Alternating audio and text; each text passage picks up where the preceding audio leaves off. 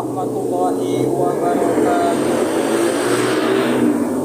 Sampai jumpa lagi dengan Pewarta Berita Channel. Semoga seluruh pemirsa Pewarta Berita Channel dimanapun Anda berada selalu berada dalam lindungan Allah Subhanahu wa Ta'ala. Amin amin ya rabbal alamin. Kaji kita kali ini adalah tentang fenomenal Kang Deddy Mulyadi, KDM ya. Kang Deddy Mulyadi yang sangat viral sampai sekarang dengan terobosan-terobosan barunya, dengan istilahnya kiat-kiatnya dalam membangun Jawa Barat. Kiat-kiat Kang Deddy ini sangat dirasakan oleh warga Jawa Barat, sehingga hampir seluruh warga Jawa Barat sangat mendukung kebijakan yang dilakukan oleh Kang Deddy Mulyadi ini. Tentu saja ini akan menjadi sebuah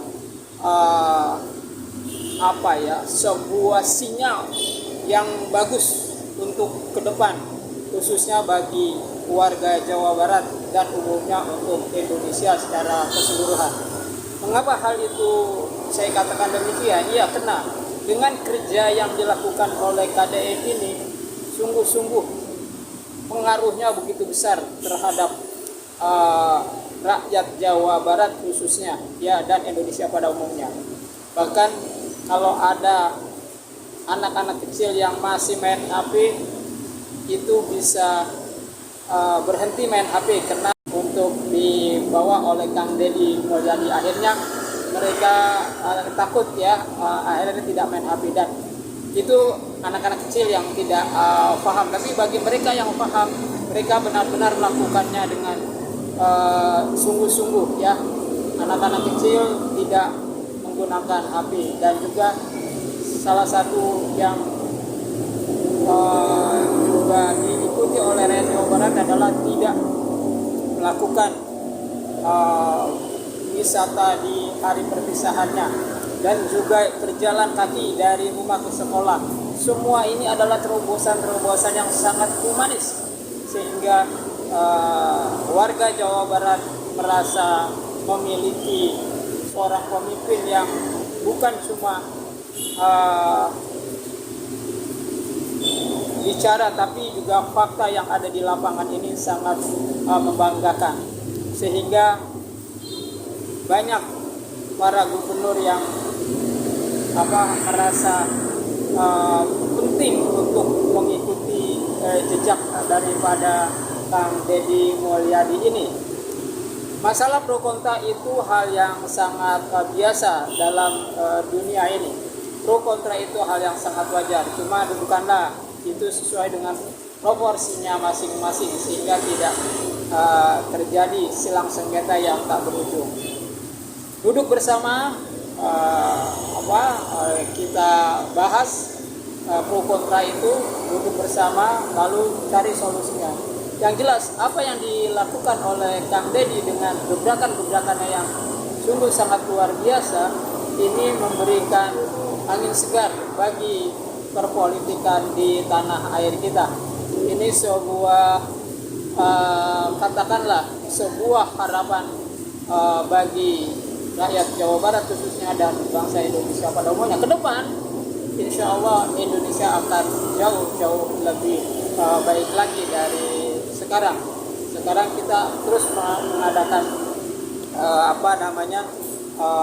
berusaha semaksimal mungkin agar bangsa dan negara ini menjadi sebuah bangsa yang besar, dengan kita semuanya bekerja, baik rakyat maupun para petinggi-petinggi penguasa ini, untuk bekerja dengan sebenar-benarnya bagi kepentingan rakyat dan bangsa Indonesia. Karena itulah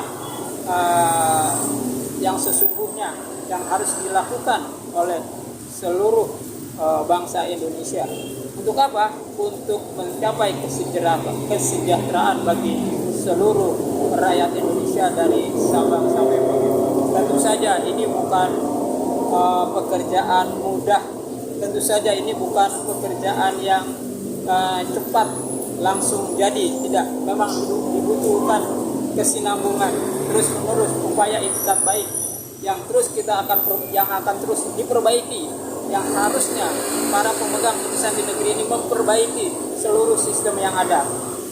Sistem yang ada diperbaiki, yang bocor dihentikan. Artinya juga kalau kita bangsa kita memiliki tekad yang kuat untuk memajukan negeri ini secara bersungguh-sungguh dari semua lini, dari semua komponen, dari semua pilar yang ada di tanah air ini, insya Allah Indonesia akan menjadi sebuah negara yang sangat besar. Dan kita yakin sekali Indonesia tahun 2030 tidak akan bubar apabila kita bekerja bersungguh-sungguh untuk rakyat dan bangsa ini. Dengan lain perkataan, dibutuhkan semangat yang tinggi, dibutuhkan upaya yang terus-menerus dan juga tak mengenal lelah.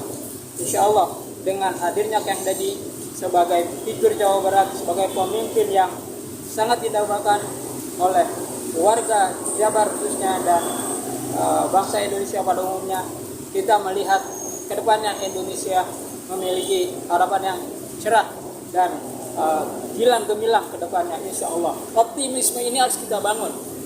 Optimisme ini harus kita bangun. Kenapa saya katakan optimisme kita bangun? Karena kita hidup dari harapan-harapan, kita hidup dari optimisme. Itulah yang harus kita gelorakan ke dalam jiwa kita sebagai bangsa, apapun profesinya, apapun jabatannya. Kita harus melihat Indonesia sebagai sebuah keluarga besar yang harus dimajukan, yang harus diberdayakan, yang harus diberikan kesejahteraannya dari Sabang sampai Merauke, apapun profesinya, asalkan itu yang membangun bangsa dan negara, itu harus berjuang bersama-sama.